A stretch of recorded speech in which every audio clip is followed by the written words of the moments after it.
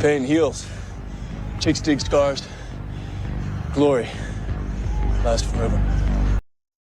WNBA has successfully gotten rid of Caitlin Clark this season, and now they have finished the job by targeting and injuring Sophie Cunningham out for the season, torn MCL. They went through the Connecticut Sun, quite possibly the dirtiest team in the league, via Bree Hartley, quite possibly the dirtiest player, the dirtiest team in the league, and then dirtiest player on that team. Welcome back to the channel. Thank you so much for being here. Appreciate all your support. Hope you're having a fantastic day. Shout out to the 19. As you can see here, fever guard Sophie Cunningham will miss the remainder of the season after suffering a knee injury during Sunday's game versus Connecticut, the team announced. Isn't that interesting? After Caitlin Clark has been injured, I don't know, 67 times this season at this point because of the horrific WNBA officiating that has been, if not approved, definitely, if not instigated by the league itself, absolutely approved by the league in terms of how the officials have handled Caitlin Clark. We had one player in the league who was vocally and physically supporting Caitlin Clark in calling out the officiating and calling out how the league has dealt with Caitlin Clark as the face of the league. And wouldn't you know, now she is out for the season, as well as CJ, the W360 would call her, the white Nubian queen, now done for the season. Wow, and the Indiana Fever did sign another player, which we will get into. But I also want to point out, I think, man, so yesterday was a migraine day.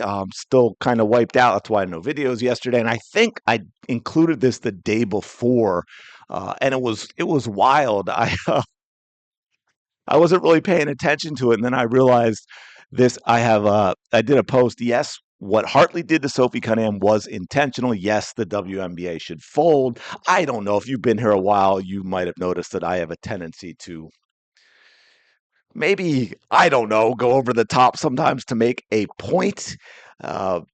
And I've said this before because a lot of people, they think that they're calling me out and they say, oh, you hate the women, you want the WNBA to fold. And I said, yeah, I do want the WNBA to fold. I don't hate the women, though. I want pro basketball, women's pro basketball. I want to succeed, but I'm not so sure that the WNBA is the correct vehicle for that to happen.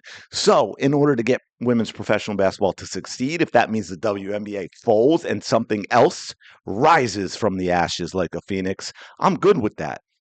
Because what matters is that women's pro basketball succeeds, not that the WNBA succeeds, people. That is not the same thing. One is one specific league. We don't need the WNBA to succeed for women's pro basketball to succeed. But anyway, my point being is a lot of people seem to think this WNBA, and that is a problem because I saw something yesterday that made me like, wait, I got to go back and look at this. 6,200 likes so far, 215 bookmarks, 788 reposts, 1.7 million views. As I've said before, I really just got on Twitter to get to breaking stories to talk about as quickly as possible because it is pretty good for that. Instead of checking all these sites all the time and hopefully getting there when a new story pops up, you get to it here faster. So, something I would post on here would typically get maybe, a handful of likes, 5, 10, 15, sometimes 30. This is more likes and views than I get in a few months. But anyway, so a lot of people, WNBA, are thinking that this was absolutely on purpose. But I want to talk about in this video what this means for the Fever. They went out and they signed another player, Shea Petty, to a 7-day hardship contract, while also releasing Kaya Lambert, which is really odd because this happened before that we knew Sophie Cunningham was out for the season. So Kaya Lambert, they signed her, didn't really give her a chance. I think she played 5 or 6 seconds and didn't even get through her 7-day contract, and they released her. And then they signed Shea Petty, who, from my understanding, and this is nothing against Shea, okay? So understand, I'm not even getting into whether this is a good signing in terms of Shea's ability, but I'm not sure I understand it in terms of needs because you basically replaced a short guard in Kyra Lambert with another short guard in Shea Petty when you lost Sophie Cunningham, a what, 6'1", 6'2", and yes, she's a shooting guard, and yes, she can bring the ball up and play that hybrid point, but she's mostly, like Lexi Hull, who's also a guard, mostly played the three, which we would usually traditionally call the small forward. Shea Petty is not going to play that position. We seem to be backloading on small guards. Odyssey Sims is a small guard. Aaron McDonald's unfortunately lost for the season, also a small guard. Kelsey Mitchell is a small guard. And now Shea Petty, also a small guard, even though we lost Sophie Cunningham. And Shea was recently with the LA Sparks, I believe. So we seem to be picking up a lot of the discarded players from the LA Sparks. I'm not sure what that means, considering that is a team below the Fever in the standings. But she averaged 5 points and 2.7 assists over 6 games on a hardship contract with LA. She has also spent time with Phoenix and Washington and started her WNBA career in 2019. So she's, I mean, she's in her prime age-wise. Um, Defensive Player of the Year at Athletes Unlimited, while also making the All-Defensive Team during the 4-week off-season event, which is, that is something for those who don't know. Athletes Unlimited, which is really more of the bigger summer league, I guess, in America, out before Unrivaled arrived. So again, not about Shea's ability necessarily, but about the position. Now, all defensive team, I guess that's par for the course for Stephanie White, even though I don't think she's a very good defensive coach. But this signing, I'm not sure of. Let me see if we can go to the check out the roster here real quick. This roster currently, now look, there's rumors, and I get Caitlin Clark may be returning soon. There are rumors that she could be returning as soon as the game for Friday. But again, she's got to get integrated to the team. She's got to get her legs under her in terms of conditioning. You can do a lot with conditioning to get ready for a season or to get ready to play games, but it is not the same. It is not the same. You need those games. She's got to become part of the offense. She's not going to come back and be Caitlin Clark day one. She's probably going to come off the bench. She might even only play 10 or 15 minutes a game. So without Caitlin Clark right now, this is a roster of 10 available players. We've got 5'8" shooting guard Kelsey Mitchell, 5'8" point guard Odyssey Sims, now 5'7".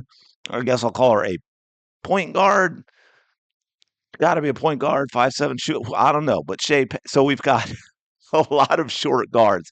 We've got Howard, we've got Boston, Cunningham's out, Lexi Hull at 6'1", Brianna Turner, who's probably going to have to step up again, Damiris Dantas, Michaela Timpson, who, I tell you what, this team would be a lot better off for a playoff push if Michaela Timpson had been, even if only 10, 12 minutes a game, had been part of the rotation from day one instead of this crap of sitting the bench most of the season, then playing 15 minutes in a game and playing well, and then sitting the next game. She would have a little more experience, and it would be much better for the Indiana Fever making a run here at the end of the season. Of course, they have Caitlin Clark, Sydney Colson done for the season, and Chloe Bibby. And when I'm thinking about the future, one of the things that's really unfortunate about these injuries, is that it allows there to be an excuse for Stephanie White's piss poor, disgustingly, embarrassingly bad performance as a head coach. She will be back, because they'll just point to the injuries and say, oh, well, we didn't have this, this, and this, even though we all know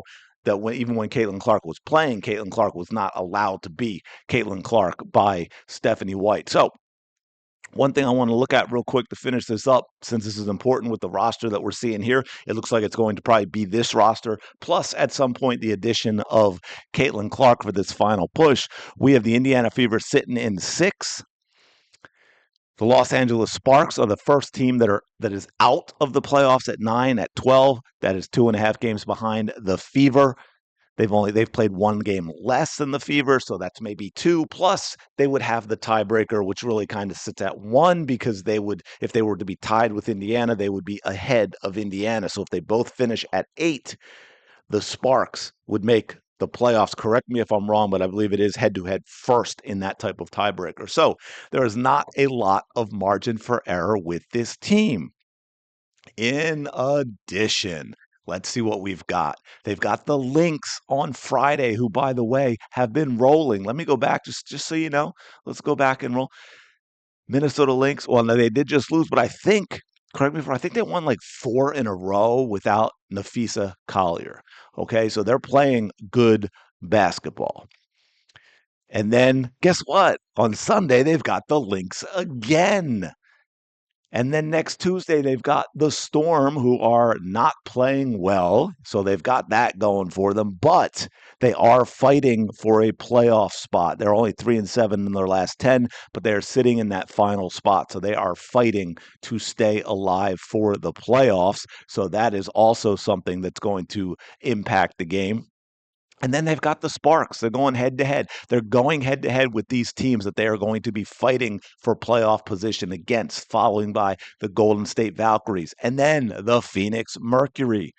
This is a murderer's row of a schedule right now for the Indiana Fever. And then finally a little reprieve on Friday, September 5th, when they get to win against the Chicago Sky, and then a follow-up with the Mystics. And then the Lynx again to finish the season. Every single game outside of the Chicago Sky is against a team that is fighting for either a playoff position or just getting into the playoffs. Even the Mystics at this point, folks, they're only a half game behind the Sparks. They've got a shot. 10 teams have a legitimate shot at these 8 playoff spots, and the Indiana Fever are playing them except for that game against the Sky. So it is going to be interesting to see how this goes going forward with this roster that they have. It's going to be interesting to see Caitlin Clark, when she comes back, how they integrate her into the offense. So anyway, let me know your thoughts on all this in the comments below. Appreciate you checking out this video. Smash the like button, subscribe to the channel. I do appreciate it. Go have the day you deserve. I will talk to you later.